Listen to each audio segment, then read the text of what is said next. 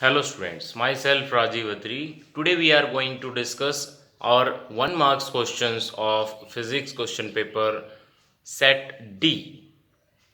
Here is your question number 1 to 5. Now first question is what are transducers? The word transducer, ये जो word है ये basically हम use करते हैं जब भी हम एक फॉर्म ऑफ एनर्जी को दूसरी फॉर्म ऑफ एनर्जी में कन्वर्ट करते हैं ना, तो हम ट्रांसड्यूसर वर्ड यूज किया करते हैं। सो हम कह सकते हैं ट्रांसड्यूसर कोई भी ऐसा device or the device, electronic device that convert one form of energy into another। एक फॉर्म ऑफ एनर्जी को दूसरी फॉर्म ऑफ एनर्जी में जो कन्वर्ट करे उसको हम बेसिकली क्या कहते हैं? Transducer. Logic symbol for and gate, very simple question. And gate का सिंपल आपको लॉजिक सिंबल बना के दिखाना था। This is our and gate, y a b। Boolean expression भी पूछा होता तो a इंटू बी लिख देते, बट ओनली लॉजिक सिंबल पूछा हुआ था तो आपको साथ में ये भी लिख देना था कि it has two input one output. Okay, now how much activities in one बैकवैरल। लास्ट जो सेट ए मैंने सोल्व किया था उस ए सेट के अंदर सिंपल एसआई यूनिट पूछ रखी थी रेडियो एक्टिविटी की। यहां पे बैकवैरल, वन बैकवैरल की डेफिनेशन पूछी है आपसे। नाउ स्टूडेंट्स, वन बैकवैरल डिफाइन करने के लिए आपको पता होना चाहिए कि एक्टिविटी होती क्या है। Activity basically number of disintegration पर सेकंड या टाइम इन एनी टाइम, इसको हम बोलते हैं एक्टिविटी। और एक्टिविटी एक फिजिकल क्वांटिटी है, बैकवैरल उस फिजिकल क्वांटिटी की एसआई यूनिट है। तो अगर मैं वन बैकवैरल देखूं तो वन डिसइंटीग्रेशन इन 1 सेकेंड ऐसा होना चाहिए। हाँ, अगर एक्टिविटी को बेसिकली हम देखें या जैसे कि हम 1 एम्पियर डिफाइन करें तो क्या होगा? 1 कूलम ऑफ चार्ज फ्लोस पर सेकेंड। ऐसे ही यहां पे भी वन बैकवैरल वन डीसी, इस जो भी फॉर्मूला होता है उसमें हर एक चीज को 1 1 पुट कर दे बस। Right SI unit for magnetic field intensity और magnetic intensity. First of all you have to know what is magnetic intensity. आपको पता होना चाहिए मैग्नेटिक इंटेंसिटी क्या है। मैग्नेटिक इंटेंसिटी देखो, जब भी मैं किसी स्पेसिमेन को मैग्नेटाइज करने के लिए बाहर से मैग्नेटिक फील्ड देता तो उसको कहते हैं मैग्नेटिक इंटेंसिटी। एंड नाउ ये है क्या? है तो मैग्नेटिक फील्ड ही। सो मैग्नेटिक इंटेंसिटी हो या मैग्नेटाइजिंग फोर्स बोल ले या फिर स्पेसिमेन के अंदर की फील्ड बोल ले, तीनों ही टेस्ला एसआई यूनिट होनी थी। इसकी भी एसआई यूनिट टेस्ला है। And power factor for a purely inductive circuit, किसी भी एलसीआर सर्किट की पावर फैक्टर हम ईआरएमएस, आईआरएमएस, कोस फाई ऐसे बताते थे, where cos phi is our power factor. So phi is angle between EMF and current. Now for inductive circuit the angle is 90 degree. Inductive हो या capacitive हो, set ए में इसको capacitive circuit के लिए पूछ रखा था। सो बेशक इंडक्टिव हो बेशक कैपेसिटिव हो, cos phi is 90 and cos 90 is 0। So power factor ये क्या होता है? 0। हाँ, but only for resistive circuit it is ERMS and IRMS। Now see question number 6, the maximum current can be drawn. ये आपसे अगेन ओम्स लॉ पे question था। Current पूछा है, पोटेंशियल गिवन है एंड इंटरनल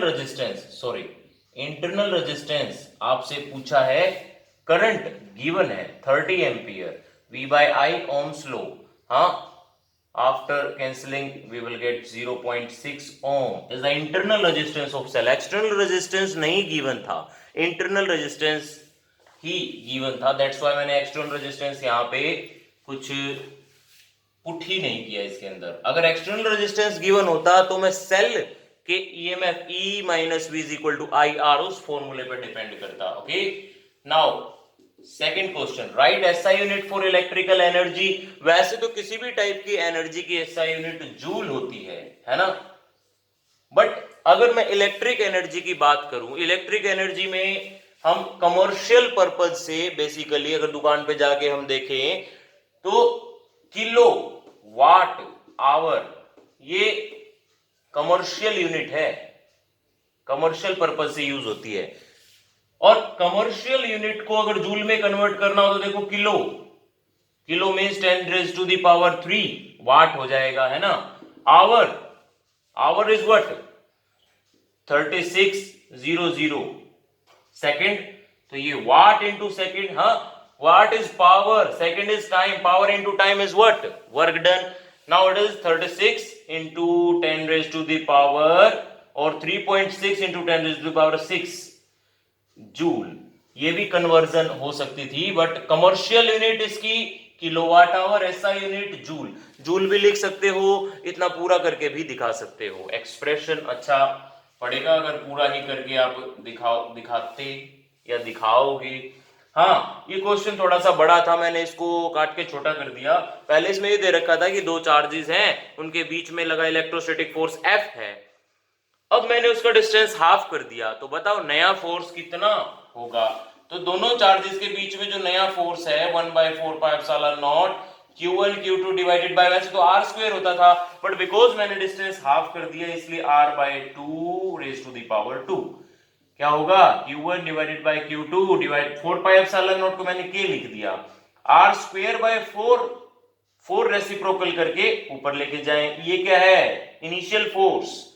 सो हम कह सकते हैं नया फोर्स क्या है, 4 गुना इंक्रीज होगा इनिशियल फोर्स की। वर्किंग ऑफ ऑप्टिकल फाइबर, ना ऑप्टिकल फाइबर हमने टोटल इंटरनल रिफ्लेक्शन के अंदर पढ़ा था, टोटल इंटरनल रिफ्लेक्शन के अंदर पढ़ा था, तो ये TIR का एग्जाम्पल है। और भी बहुत सारे एग्जाम्पल पढ़े थे ना TIR के अंदर, हमने ब्रिलियंसी ऑफ डायमंड पढ़ा था और एक राइट एंगल प्रिज्म वही पढ़ा था।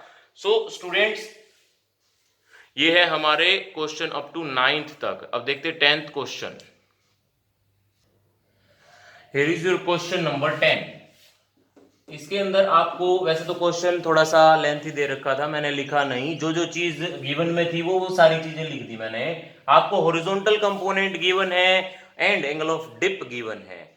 अब बताना है, sorry, magnetic field at a point, at any point magnetic field आपको गिवन है, हॉरिजॉन्टल पॉइंट आपको निकालना है, horizontal magnetic field.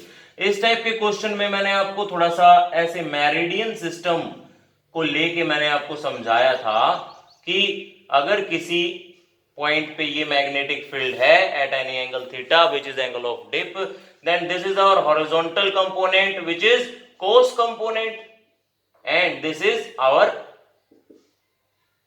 vertical component which is we can say sine component, BV sin theta, okay, V sin theta.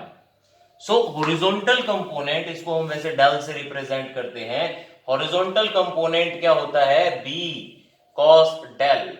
B आपको दे रखा है 0.38, Gauss में दे रखा है, Gauss is a CGS unit of magnetic field which have 10 raised to the power -4 Tesla, but answer भी Gauss में ही था इसलिए मैंने यहां पे चेंज नहीं किया। into cos 60, cos 60 is what, half. So students, 0.38 into half, it is 0.19, Gauss में था, गॉस में ही रहने देंगे आप। Next question, so energy of an atom in a given ground state, किसी भी एटम की ग्राउंड स्टेट में एनर्जी कितनी है, -4.9, हाँ इनिशियल एनर्जी। अब हमें इसको क्या करना, आयनाइज, आयनाइजेशन एनर्जी मतलब फाइनल एनर्जी इसको कितनी दे देनी है, आयनाइजेशन एनर्जी, या कोई भी एटम आयनाइज तब हो जाता है जब उसकी एनर्जी या उसके अंदर जो भी इलेक्ट्रॉन्स है उनकी एनर्जी 0 हो जाए। तो according to Bohr's third postulate कितनी एनर्जी देनी पड़ेगी, E2 माइनस E1 करते थे, हाँ तो E2 क्या है 0, E1 क्या है 4.9, वो भी नेगेटिव का है इसलिए 4.9 electron volt is our answer for this problem. F1 next के अंदर आपको दे रखा है, बिकॉज ये पॉजिटिव, इसकी भी लैंग्वेज थोड़ी सी लेंथी थी, मैंने इसलिए नहीं लिखा। गिवन मैटर मैंने यहाँ पे लिख दिया। कॉन्वेक्स लेंस है जिसकी फोकल लेंथ है 30 सेंटीमीटर। ओके, अब ये कॉन्वेक्स लेंस एक कॉन्केव लेंस के साथ जोड़ा, इसकी फोकल लेंथ है -20, इसकी है 30। आपको इक्विवेलेंट फोकल लेंथ निकाल के लानी है। जैसा कि आपको पता है F इक्विवेलेंट 1/f1 + 1/f2 होता है, बिल्कुल होता है। एलसीएम लेंगे F1 F2, F1 + F2 हो जाएगा। ये क्या आएगा, ये 1/f इक्विवेलेंट आएगा, बट हमें 1/, नहीं, हमें तो F इक्विवेलेंट निकालना, इसलिए रेसिप्रोकल करेंगे। F1 × F2 / F1 + F2, जैसे कि रेजिस्टेंसेस का सीरीज कॉम्बिनेशन होता है, पैरेलल कॉम्बिनेशन, सॉरी। सो F1 F2 30 × 20 माइनस इसलिए है बिकॉज कॉन्केव है ना, -20 आगे ले आएंगे 30, F1 इज 30 यहाँ पे F1 F2, यस इस टाइप से होगा, F2 + F1, because negative sign है ना, इसलिए हम ये मिस्टेक्स नहीं करेंगे। F2 + F1, नेगेटिव साइन नहीं होता तो कोई बात नहीं थी, हम आगे पीछे कर सकते थे, बट एलसीएम में F2 basically according to rule इस साइड आना था, इसलिए मैंने यहां पे भी F2 एंड F1, बट फिर भी मिस्टेक कोई नहीं होगी। F2 हमारा नेगेटिव में ही है, नेगेटिव पार्ट छोटा है, सो कैलकुलेशन करने के बाद 3 × 6 0 0 एंड 10, नीचे प्लस रहेगा, ऊपर माइनस, ओवरऑल जो फोकल लेंथ आएगी वो 60, और वो भी नेगेटिव। फोकल लेंथ जो इक्विवेलेंट आएगी -60 सेंटीमीटर में है, आप भी सेंटीमीटर में ही रखेंगे। So students, these are the answer of the 3 questions. अब देखते हैं 13th क्वेश्चन। ये है आपके लास्ट के 2 questions. 13th question, which dopant cannot be used to make germanium a p-type? Germanium as we know 14th group element, तो इसको p-type बनाने के लिए 13th group element की डोपिंग करनी पड़ेगी। 13th group element is boron family. So boron family में क्या क्या आते हैं, बोरोन, इंडियम, गैलियम, एल्यूमिनियम, है ना, बचा क्या, फोस्फोरस। फोस्फोरस क्या है, ये 15th ग्रुप एलिमेंट है। सो इसको अगर ऐड किया तो एन टाइप बनेगा, पी टाइप नहीं बनेगा। So this is the correct answer. Which of the following has lowest frequency? इसी टाइप का क्वेश्चन हमारे ए सेट में भी था, हर एक सेट में है। लोएस्ट फ्रीक्वेंसी, उसमें लोएस्ट वेवलेंथ पूछा था। देखते हैं लोएस्ट फ्रीक्वेंसी, देखो रेंज लिखवा रहा हूं आपको, वेवलेंथ का असेंडिंग ऑर्डर, या उसको आप फ्रीक्वेंसी का भी समझ सकते हो, क्योंकि जिसकी छोटी वेवलेंथ उसकी बड़ी फ्रीक्वेंसी है ना। सो सबसे पहले सबसे छोटी जो फ्रीक्वेंसी वेवलेंथ होती है वो है gamma rays, after that X rays. ये बिकॉज गामा रे सबसे छोटी वेवलेंथ है, इसलिए मैं कह सकता हूं इसकी फ्रीक्वेंसी सबसे बड़ी रही होगी।